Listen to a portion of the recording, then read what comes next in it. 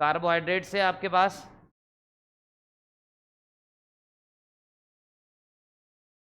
वसा है, प्रोटीन है, विटामिन है, मिनरल्स है, और क्या है, जल। ये फूड है आपके पास। इसका क्या करना है आपको, पाचन। अब पाचन होने के बाद में आप कह सकते हैं कि ये भी जटिल कार्बनिक पदार्थ है, हार्ट शेप के अंदर हैं सभी ये। पाचन होने के बाद में ये सब बदल जाते हैं किसमें, ये बदलेगा किसमें, कल बताया था आपको, ग्लूकोज में। वसा बदलेगा फैटी एसिड वसी अम्ल में, और यहाँ पर प्रोटीन चेंज हो जाएगा एमिनो एसिड के अंदर।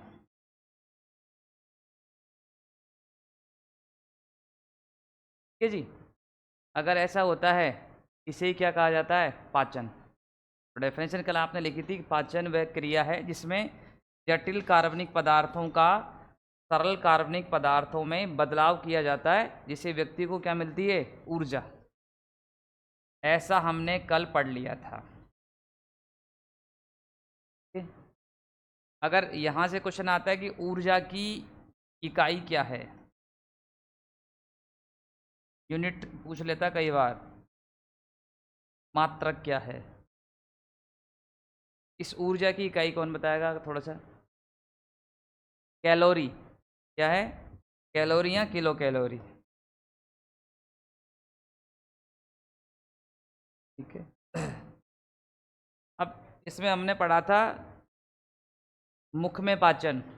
सबसे पहले कहाँ पढ़ना है आपको, मुख में पाचन, माउथ कैविटी में डाइजेशन कैसे होता है। जैसे ही मुख में क्या पहुंचेगा, भोजन, तो क्या आने लगेगी, लार, सलाइवा आने लगेगा। लार का आना क्या कहलाता है, सेलाइवेशन। ठीक है जी। कंट्रोल कौन कर रहा है, मेरुरज्जु। लार में हमने कल पढ़ा था कि एक स्वस्थ व्यक्ति में प्रतिदिन 1 से लेकर 1.5 लीटर प्रतिदिन क्या बनती है, लार। इतनी बनती है, म्यूकस भी इतना ही बनेगा। तो इसमें आपने पढ़ा था लार का पीएच मान 6.5 से 7.5। अम्ल है या क्षार है, क्षार है, लेकिन क्षार कैसा है, हल्का क्षार है। ठीक। इसमें इसके संगठन में हमने पढ़ा था 99.5% में है जल, प्लस 0.5% में सॉलिड आइटम इसके अंदर। ठीक है जी। जो भी क्या क्या था इसके अंदर, मैं जल्दी से नाम बता दूं मैं आपको। सबसे पहले था श्लेष्मा, हमने कल पढ़ लिया था इसे। श्लेष्मा क्या करेगा, भोजन को लसलसा या मुलायम बना देता है, जिससे भोजन आसानी से ग्रसिका के अंदर चला जाए। इसके बाद में एंजाइम था कौन सा, ptyalin enzyme, very very important. लार में कौन सा एंजाइम पाया जाता है, टाइलिन। इसका काम क्या है, स्टार्च को माल्टोज में कन्वर्ट करना। इसके बाद था एक और एंजाइम, लाइसोजाइम एंजाइम। ये क्या करेगा, बैक्टीरिया को डैमेज करेगा। इसके बाद साल्ट, लवण भी पाए जाते हैं जो क्षारीय माध्यम से प्रदान करते हैं। ठीक है जी। ऐसा हमने कल पढ़ लिया था। अब सेकंड नंबर पर पाचन पढ़ेंगे। कहाँ का पाचन पढ़ेंगे, देखो आप, देखो आप निकालिए, दूसरा पॉइंट डालिए आप, कृषिका में पाचन। सेकंड नंबर पर डालें, माउथ कैविटी के बाद में ग्रसिका में पाचन। दूसरा पॉइंट डाल दीजिए आप, ग्रसिका में पाचन। कहाँ पे पाचन पढ़ रहे हैं आप, ग्रसिका में पाचन। देखना आप, ग्रसिका में कोई पाचन नहीं होता है।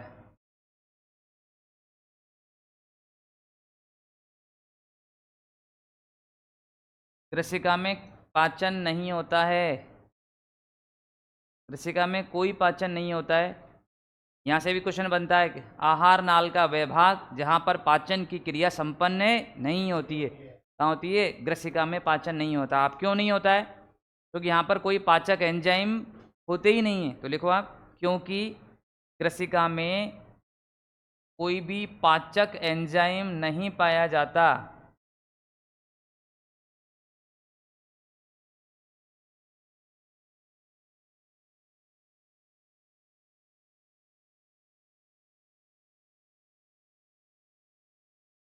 पाचक एंजाइम नहीं पाया जाता।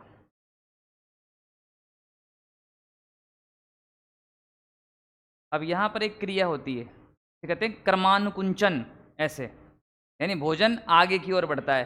ठीक है जी, यहाँ से कहाँ बढ़ जाएगा, सीधा आमाशय के स्टमक के अंदर आ जाएगा। लिखो आप, कृषिका में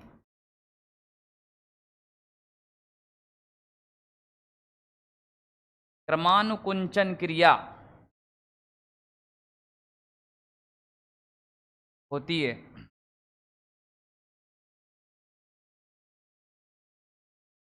जिससे भोजन कृषिका से आमाशय में आ जाता है।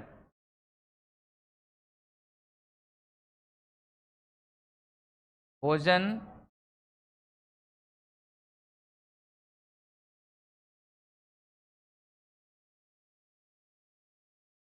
आमाशय में आ जाता है।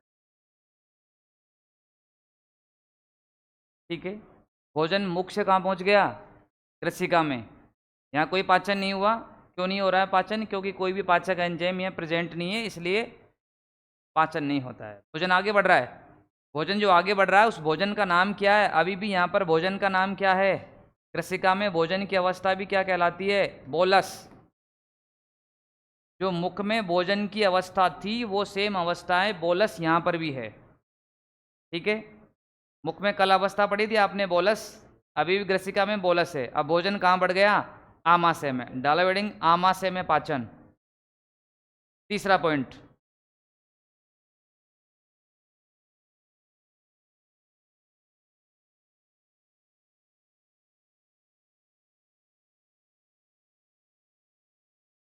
आमाशय। आमाशय का एक नाम और है, वो भी लिखें आप, पेट। एक नाम और है उदर।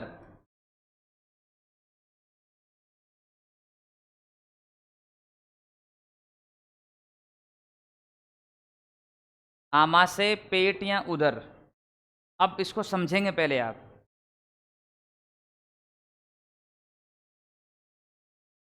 थोड़ा सा ऐसे समझें इसको।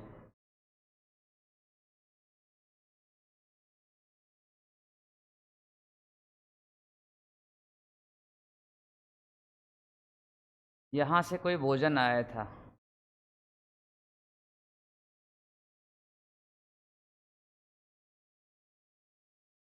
और इस भोजन का नाम था पोलस। ठीक, ध्यान से समझना हर लाइन को। आपने दांतों से उसे कल चबा दिया था, भोजन को चबाया था। लेकिन हम क्या करते हैं, भोजन को मुख में रखते ही नहीं हैं। अब खाना खाते हैं, बहुत तेज़ी से खाते हैं आप। खाने का एक गास आपके पेट में है, एक गले में है, मुख में है, और एक हाथ में, और एक वो तैयार है। बहुत तेज़ी से खाना खाते हैं आप। 5, 7, 10 मिनट के अंदर, 10 मिनट तो काफ़ी हो गए, 5 मिनट में आप, 5-7 मिनट में आप आपके खाने को खाकर तैयार। बिल्कुल। जबकि बड़े लोग कहते हैं 32 बार चबाना चाहिए। तो हर एक टुकड़ा, यानी कहने का मतलब है पॉलीसेकेराइड शर्करा कन्वर्ट होनी चाहिए डाइसेकेराइड शर्करा के अंदर। हम उसे बदलते नहीं हैं, डायरेक्ट खाते हैं, तो हमारे पेट में सीधे के सीधा पॉलीसेकेराइड शर्करा जाती है। ठीक है जी। अब क्या हो रहा है कि जैसे ही आपने तुरंत खाया तो ये भोजन रुकना चाहेगा, क्यों, आपने माउथ कैविटी में उसे रोका नहीं। तो भोजन आकर किस में रुकेगा, ये आमाशय में। तो यहाँ से पहला क्वेश्चन बनता है कि आमाशय में भोजन कितने समय तक ठहरता है।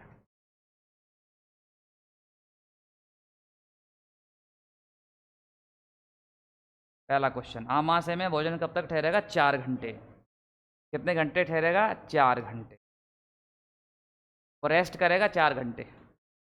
ठीक, उसके बाद में यहाँ इसका क्या होगा, पाचन। पाचन में समय, आपने खाना खाया 12 से 1 बजे के बीच में। कितने बजे खाते हो आप खाना, 1 बजे मानो आप। अगला खाना कितने बजे खाओगे फिर आप, शाम को खाओगे। कितने बजे खाओगे? कम से कम 7 से 8, 10 बजे जा जो भी है, लेकिन फिर भी समय कितना लग गया? 6 से 8 घंटे का समय। यानी आमाशय में भोजन के पाचन में समय कितना लगेगा? 6 से 8 घंटे। यानी आपको भूख लगना कब चालू हो जाएगी? 6 से 8 घंटे बाद। आप चाहे सुबह खा लें, चाहे कभी भी खा लें, और दोनों को ऐड कर लें, 8 और 4 12। रात को अगर आपने 8 बजे खाना खाया तो अगले दिन 8 बजे तक तो आपको 101% भूख लगेगी। आप चाहे चाय के साथ कुछ भी सामने वाली दुकान पे जाकर खाते हुए नजर आएंगे। आप कुछ नहीं खाया, चलो यही खा लेते हैं, कचौड़ी खा लेते हैं अपन, ऐसा कुछ चला जाता है। तो भोजन कहाँ पहुँच रहा है? सबसे पहले आमाशय में। पहुँचते ही वो क्या करेगा? रेस्ट करेगा। यानी कितने घंटे ठहरता है वो वहाँ पर? 4 घंटे। ठीक। उसके पाचन में समय कितना लगता है? 6 से 8। ऐसा नहीं है कि वो पहले 4 घंटे रेस्ट कर लेगा, उसके बाद में कहेगा कि अब पाचन शुरू करो। ऐसा बिल्कुल नहीं है, ये समय इसी में इंक्लूड है। ठीक है जी।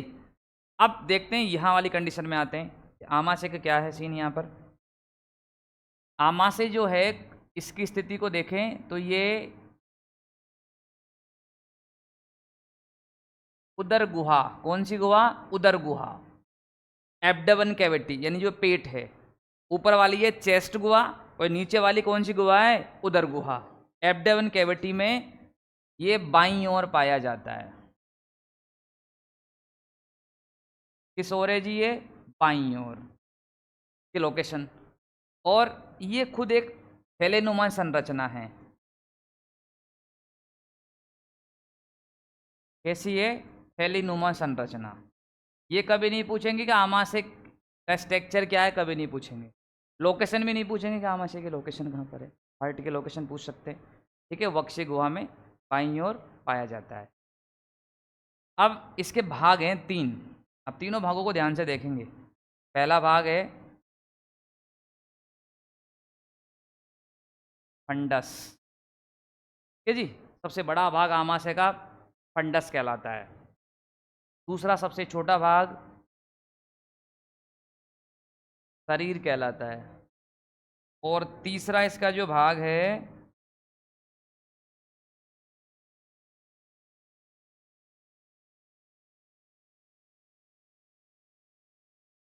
क्या कहलाएगा?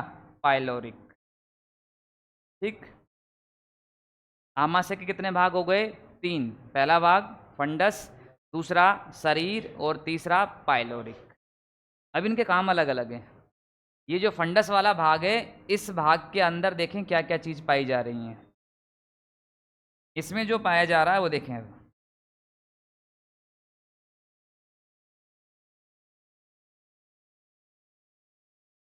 इसमें श्लेष्मा ग्रंथि कोशिका। पहले भाग तो क्या पाया जा रहा है? श्लेष्मा ग्रंथि कोशिका पाई जा रही है, जो श्लेष्मा को लीच करती है। सेकंड, वेरी इंपॉर्टेंट, कौन सी ग्रंथि? जठर ग्रंथि। ठीक है। ये कई बार पूछा हुआ क्वेश्चन। जठर ग्रंथि कहाँ पाई जाती है? आमाशय में। तीसरी पाई जाती है इसमें टीप कोशिका। कौन सी कोशिका? टीप कोशिका। ठीक। चौथा भाई पाई जाएगी इसमें पेराइटल कोशिका।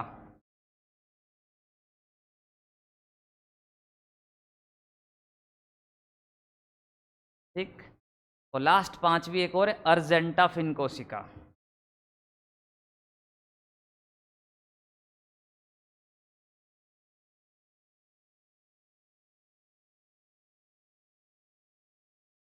ये इसके भाग हो गए। दोबारा समझे बड़े ध्यान से। हम कहाँ पढ़ रहे हैं? भोजन आमाशय में। आमाशय को क्या कहा गया है? पेट या उदर। ठीक।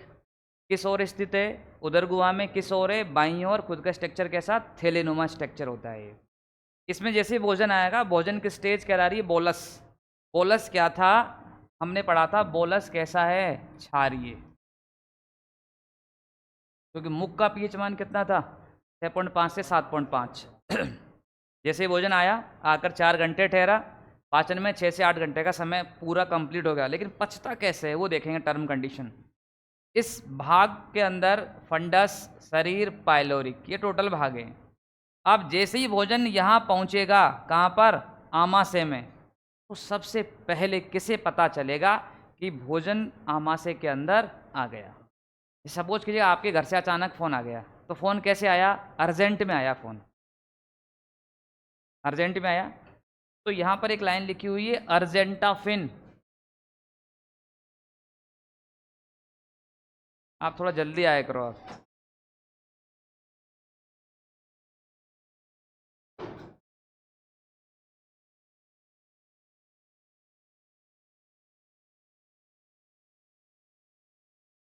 अब देखेंगे आप, भोजन कहाँ पहुँच गया, आमाशय में।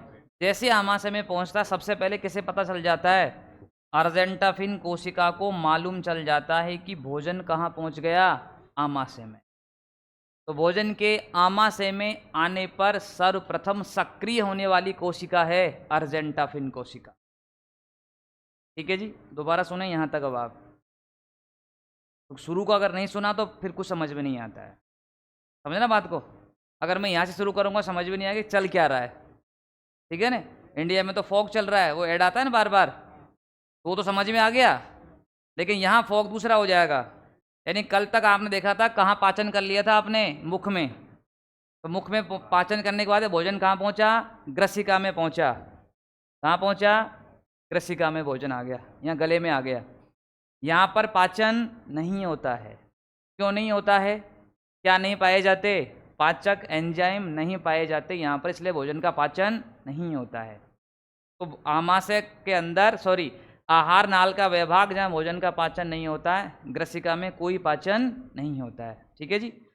पाचन क्यों नहीं हो रहा है, पाचक एंजाइम नहीं है, लेकिन एक क्रिया हो रही है, क्रिया का नाम है क्रमानुकुंचन। ऐसे यानी भोजन आगे की ओर बढ़ रहा है, और भोजन कहाँ पहुँच जाएगा, आमाशय में, यानी पेट के अंदर। ठीक है जी। उसके बाद में देखें अब आप, भोजन कहाँ पहुँच गया, आमाशय में पहुँच गया। आमाशय में कितने घंटे ठहर रहा है वो, 4 घंटे रेस्ट करेगा, और उसके पाचन में समय लगेगा 6 से 8 घंटे का। ठीक है जी। आमाशय को आप देखते हैं तो हमारी उदर गुहा में, उदर कहते हैं पेट, एब्डोमेन कैविटी, ऊपर की चेस्ट कैविटी और नीचे वाली है एब्डोमेन कैविटी। तो ये हमारे यहाँ पर है, और किस ओर है ये, बाईं ओर है। और संरचना कैसी है इसकी, थैलेनुमा। कितने भाग होते हैं इसके, 3। पहला भाग फंडस, दूसरा शरीर, और तीसरा पाइलोरिक। जो फंडस वाला भाग है उसमें ये कुछ कोशिकाएं पाई जा रही है, श्लेष्मा, जठर, चीफ, पेराइटल और अर्जेंटाफिन कोशिकाएं, ये इसके पार्ट हो गए। ठीक है जी। अब सुनिए आप आगे, जैसे ही भोजन कहाँ पहुंचा, आमाशय में, तो सबसे पहले ये वाली कोशिका है, ये क्या हो जाती है, क्या हो जाएंगी, सक्रिय हो जाएंगी, एक्टिव हो जाएंगी। इन्हें पता चल जाएगा, राजपूताना कोचिंग बाद में बात। सक्रिय होने के बाद में, जैसे सक्रिय हो जाएंगी तो एक हार्मोन को रिलीज करेंगी। क्या उत्पन्न करेंगी, ये हार्मोन क्या कर देंगी, उत्पन्न। और उस हार्मोन के नाम को पूछा हुआ है, यूपीएससी ने पूछा था। हार्मोन का नाम है, कौन सा hormone, gastrin hormone. Very very important question. जैसे कई बार आप ऐसे कहते हैं कि चलो शाम को खाना खाते हैं, कुछ बच्चे कहते हैं सर अभी थोड़ी देर ठहर जाओ, कुछ गैस बन रही है, तो वो बाहर जाएंगे, कुछ ऐसा ऐसा होता है। और थोड़ी देर बाद सर अब तैयार है, अब आप चलो, कहाँ खाना खाने चलना है, अब चलो कहीं पे चलना है, यानी वो कंप्लीट हो गया। वहाँ उस कंडीशन में क्या हो रहा है, ये हार्मोन काम कर रहा है, गैस्ट्रीन हार्मोन। ठीक है जी। जबकि भोजन ऑलरेडी आपके पास है, कहाँ पर रखा हुआ है, आमाशय में, 6 से 8 घंटे तक रखा हुआ होता है। ये गैस्ट्रीन हार्मोन का काम क्या है, ये पाचन नहीं करता है। निम्न में से वह हार्मोन जो भोजन के पाचन में मदद बिल्कुल नहीं करेगा, कौन सा हार्मोन, गैस्ट्रीन हार्मोन। लेकिन काम क्या है इसका, देखो आप, ये हार्मोन यहाँ से चलेगा और ये सीधा जाकर किसके पास, जठर ग्रंथि के पास जाएगा। कहाँ कहाँ छटेगा ये, चलो वैसे में तो ये थोड़ा सा टच हो जाए तो काम वैसा हो जाए, छेड़ना नहीं है इस बोर्ड को। हाँ, देखो आप, गैस्ट्रिन हार्मोन कहाँ पहुंचा? ये जठर ग्रंथि के पास आ गया। कहाँ आ गया? जठर ग्रंथि के पास आ गया। ध्यान दीजिए आप, कहाँ आया? जठर ग्रंथि के पास आकर, और उसे एक्टिव कर देगा। ये क्या कर देगा? उसे एक्टिव, सक्रिय कर देगा कि अब आप रिलीज करें। अभी रिलीज क्या कर रहा है? ध्यान देना, ये उत्पन्न करेगा, जठर ग्रंथियां उत्पन्न करती हैं किसे? गैस्ट्रिक जूस यानी जठर रस। क्या रिलीज करेगा?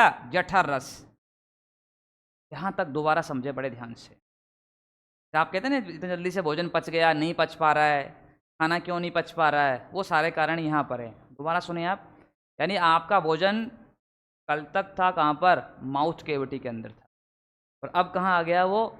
स्टमक, पेट में आ गया। जैसे ही पेट में आएगा कितने घंटे ठहरेगा? 4। तो आमाशय में भोजन ठहरता है 4 घंटे। उसके पाचन में कितना समय लगता है? 6 से 8 घंटे। आमाशय या पेट या उदर कहाँ पाया जाता है? कौन सी गुहा में? उदर गुहा में। एब्डोमेन कैविटी में किस ओर है? बाईं ओर है। और खुद का स्ट्रक्चर कैसा है? थैलेनुमा होता है। कितने भाग हैं इसके? 3। पहला भाग फंडस, दूसरा शरीर, तीसरा पाइलोरिक। सबसे बड़ा भाग है इसका फंडस। फंडस में भी ये कोशिकाएं पाई जा रही है। पहली कोशिका है श्लेष्मा ग्रंथि कोशिका, दूसरी है जठर ग्रंथि कोशिका, चीप कोशिका, पेराइटल अर्जेंटाफिन। जैसे नाम दिया हुआ है अर्जेंटाफिन, उसी प्रकार से अपना ये काम करती है। भोजन जैसे ही आमाशय में आता है तुरंत एक्टिव हो जाएगी, और एक्टिव होते ही एक हार्मोन को रिलीज करती रहेगी। इनका काम है हार्मोन रिलीज करना। वो हार्मोन क्या करेगा? पाचन नहीं करेगा। हार्मोन का नाम है गैस्ट्रीन। जिन लोगों के गैस बनती है, ठीक है जी, तो ये हार्मोन वहाँ उस गैस को ये थोड़ा सा मदद करता है कि गैस रिलीज हो जाए। और सबसे पहले वहाँ जाकर कहाँ पहुँचेगा? ये जठर ग्रंथि के पास, और उनसे कहेगा कि अब आप क्या रिलीज कर दो? जठर रस। अब ये जठर रस आकर किस में मिलेगा? हमारे भोजन के अंदर आकर मिल जाएगा। ठीक है यहाँ तक? अब मैं नेक्स्ट पेज पे लेके आ रहा हूँ जठर रस को। देखना बाब, जठर रस, यहां से क्या क्वेश्चन रहेंगे जठर रस से? देखिए आप, सबसे पहले कितना जठर रस बनता है एक स्वस्थ व्यक्ति में? प्रतिदिन जठर रस को देखें आप तो 1 से लेकर 1.5 लीटर। कितना बनेगा जी? 1 से 1.5 लीटर प्रतिदिन बनता है।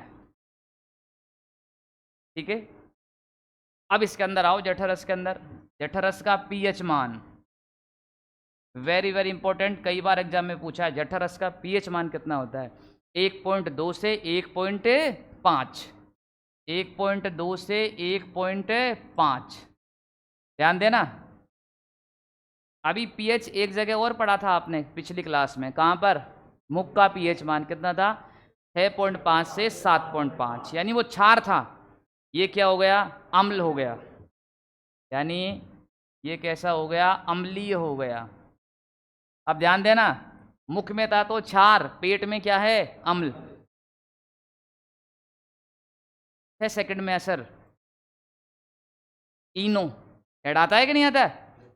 कल मैं आपको ऐड में बताया था, क्या आपके टूथपेस्ट में, ठीक है, कभी उसने ऐसे नहीं कहा कि आपके टूथपेस्ट में शक्कर है, कभी नहीं कहा। मुंह के लिए इसलिए कह रहा है कि अगर मुंह का पीएच मान 5 पॉइंट कितने से 5 से कम हो जाए तो दांतों का इनेमल नष्ट हो जाता है।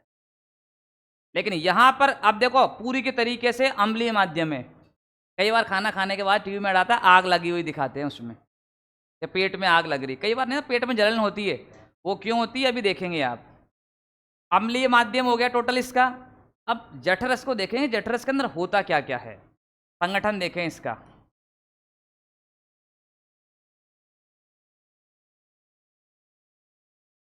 कई बार आप सफ़र कर रहे हैं बस में, ट्रेन में या किस में, बस में मान लो, कई बार किसी को वोमिट हो जाती है बस में बैठने से।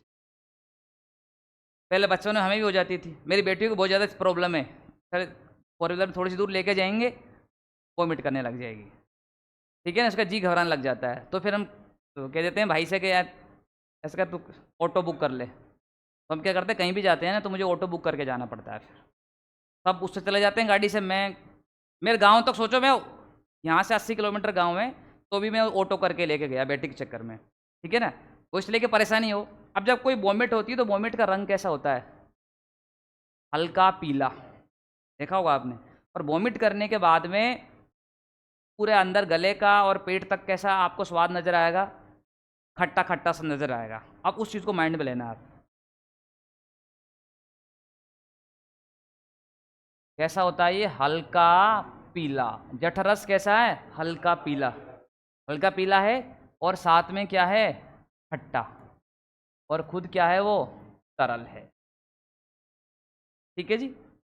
आगे इसके संगठन को देखें आप, तो 98.5% में पूरा का पूरा क्या है? जल। हमने पिछली क्लास में आपको पढ़ाया था कि जठर रस में जल की मात्रा होती है 98.5। सलाइवा लार में कितनी है? 99.5।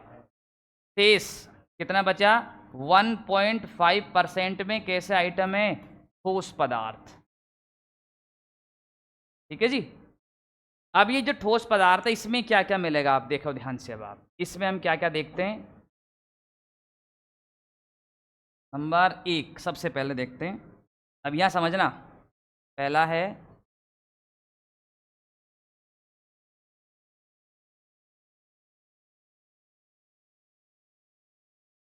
सबसे पहला एंजाइम कौन सा है? पेप्सिन।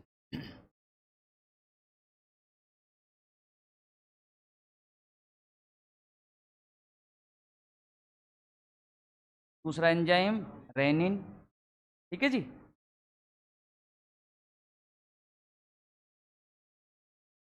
और तीसरा है आपका HCl, हाइड्रोक्लोरिक अम्ल।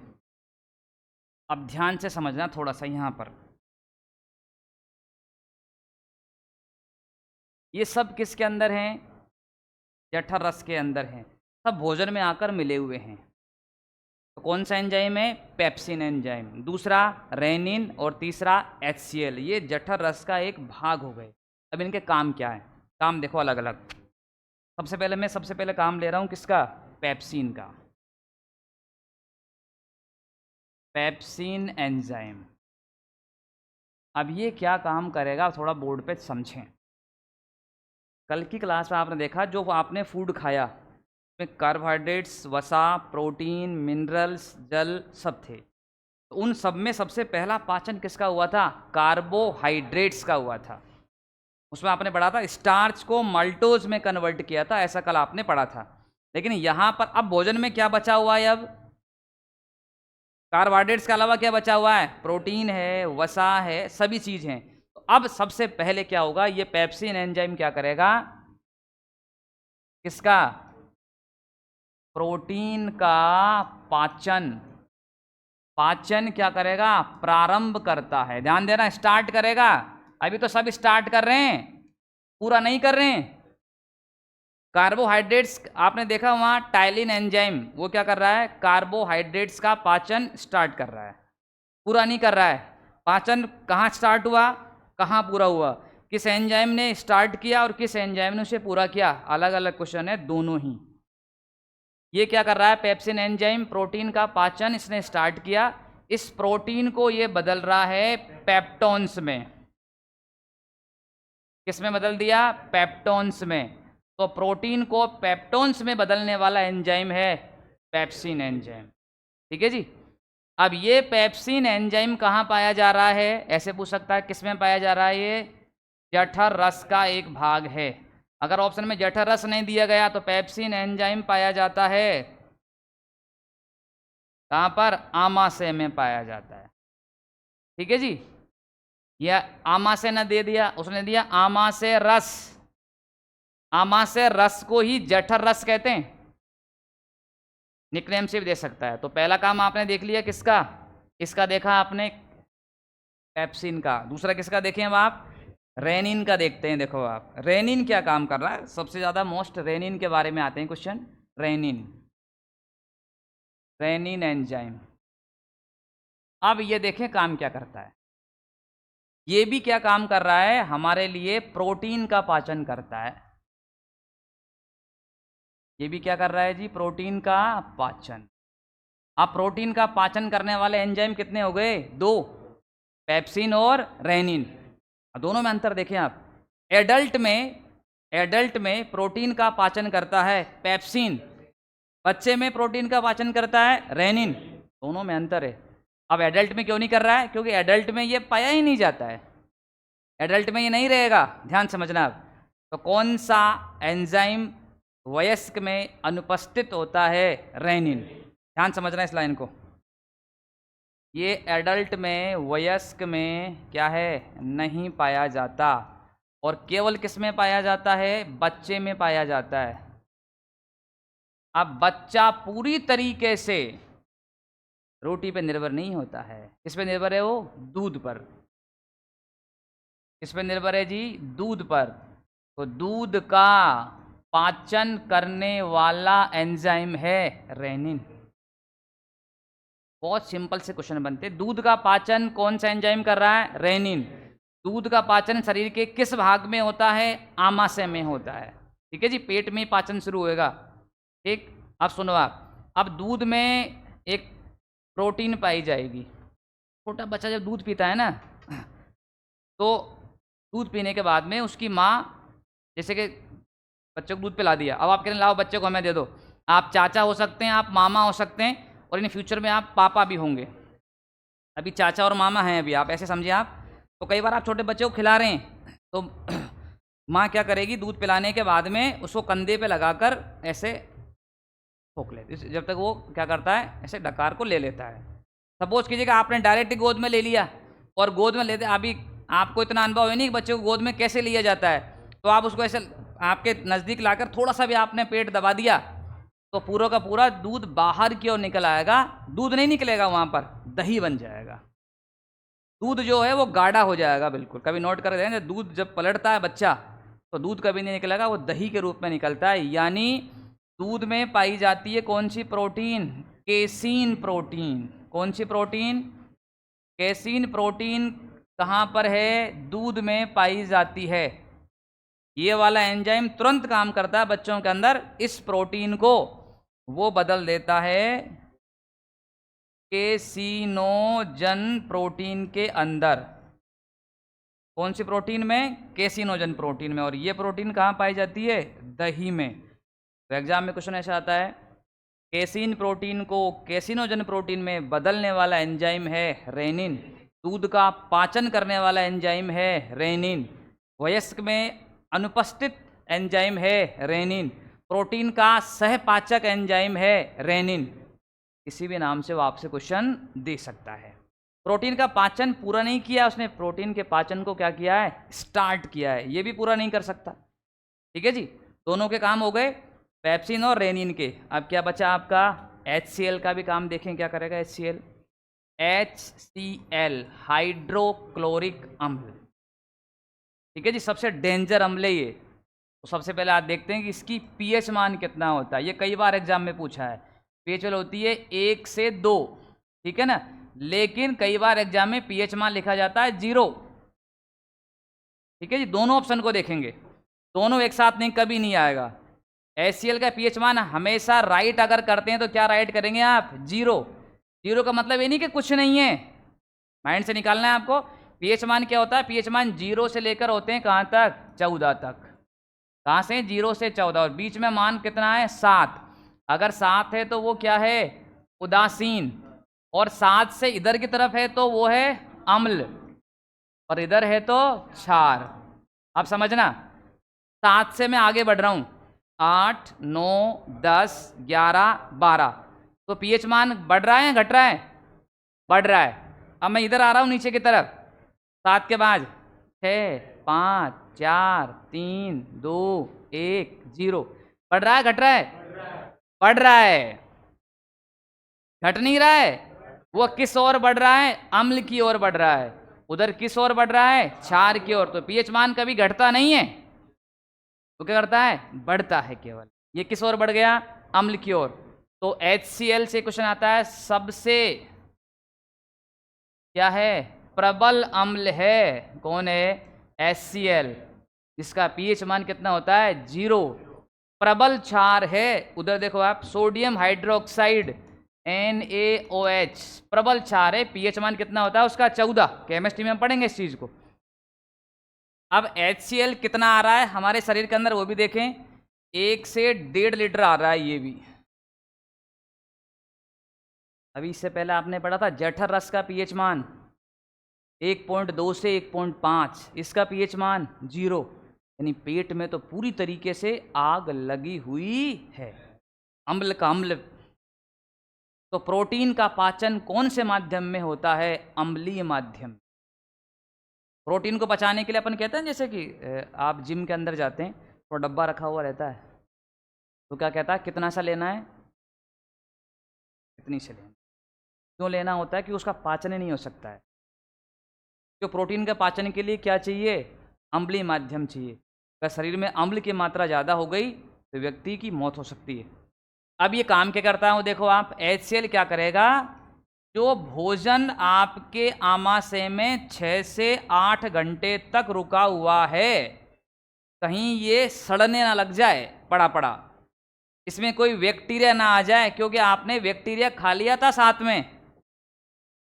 मुख में टायलिन ने काम ही नहीं करने दिया, आपने तुरंत खाया पेट में, तुरंत खाया पेट में, तो वहाँ उसको डैमेज नहीं कर पाया। तो कहीं भोजन के साथ कोई बैक्टीरिया तो नहीं आ गया, तो बैक्टीरिया को क्या करेगा, ये सूक्ष्म जीव को क्या करेगा, नष्ट करता है।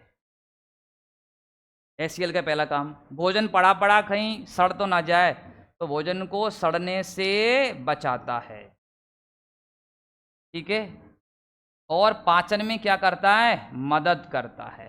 लेकिन सपोज कीजिए आपने किसी दिन ज़्यादा खाना खा लिया, कहीं पार्टी में गए, बहुत अच्छा खाने लगा, आपने कहा सर आने दो, हाँ कुछ ऐसा खा लिया, तो ज़्यादा खाना खा लिया, यानी आपने ज़्यादा खाना खा लिया, भोजन ज़्यादा कर लिया, तो आपके शरीर में क्या हो गई, अपच हो गई, कब्जी, ठीक है। खाना खा के आए मीठा मीठा, मिठाई खा के से, और रात को सो गए आप आके, सुबह आप उठ रहे हैं तो आपको खट्टी खट्टी डकारें आ रही है, तो आप कह रहे हैं सर खाना तो मीठा खा के आए थे, अब डकारें खट्टी आ रही है, ऐसा क्या हो गया? वो इसलिए हो गया खाना ज़्यादा खा लिया।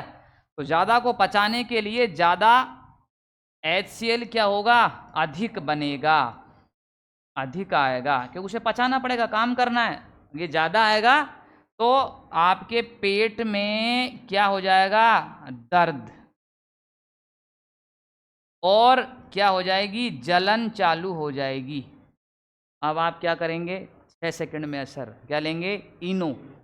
आप इनो क्यों पी रहे हैं? क्योंकि इनो के अंदर है क्षार, और आपके पेट में क्या है, पूरा पूरा अम्ल। HCl का पीएच मान देखो 0 है, जठरस का पीएच मान 1.2 से 1.5 है, तो अम्ल पूरा हो गया। अम्ल है, ऊपर से आपने क्या पी लिया, क्षार।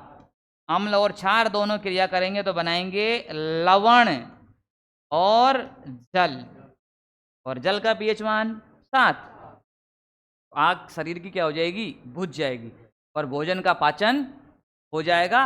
अब भोजन के पाचन होने के बाद में जो अवस्था बनेगी, मुख में तो थी बोलस, जो आपने लुगदी बनाई थी ना, लुगदी को नाम क्या दिया था आपने, बोलस।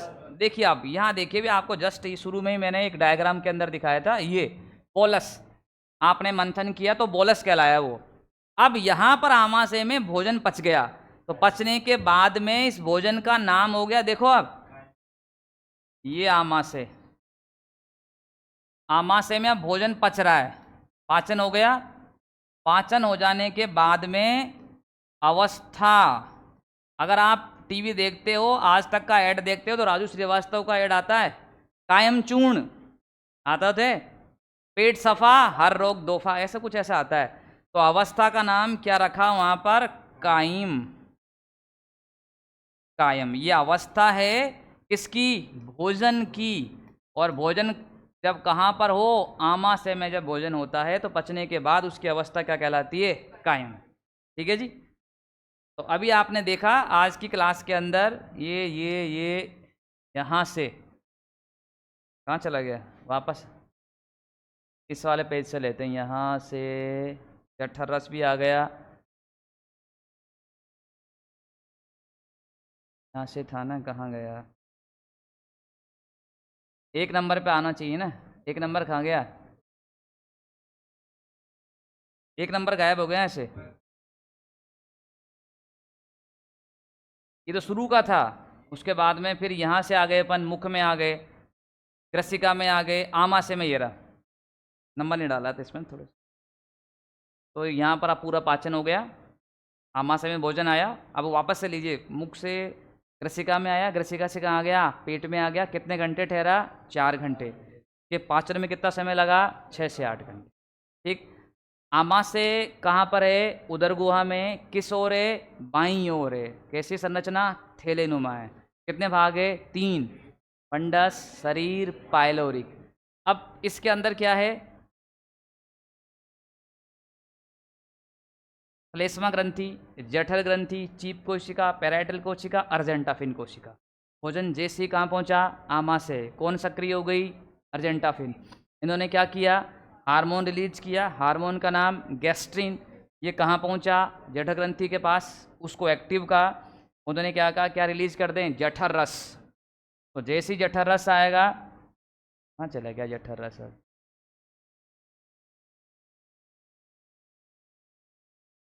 इसी पेज से लेना पड़ेगा जठर रस को। ये रहा जठर रस, ठीक है जी। जठर रस कितना बनता है, 1 से 1.5 लीटर। पीएच मान कितना जठर रस का, 1.2 से 1.5। अम्लीय होता है ये भी पूरा। कैसा है, हल्का पीला, खट्टा, तरल। जल कितना है, ठोस पदार्थ है। एंजाइम कौन कौन से हैं, पेप्सिन, रेनिन और HCl। अभी आपने तीनों के काम देखे। आज को मैंने एक्सप्लेन किया है, कल इसे क्या करूँगा, मैं लिखाऊंगा। ठीक है जी, क्योंकि अपना टाइम कम उधर आगे हो गया फिर। ठीक है जी। हाँ ये भी है, कार्डिक तो नाम इसका भाग है। हाँ हाँ, इसी के अंदर पाया जाएगा।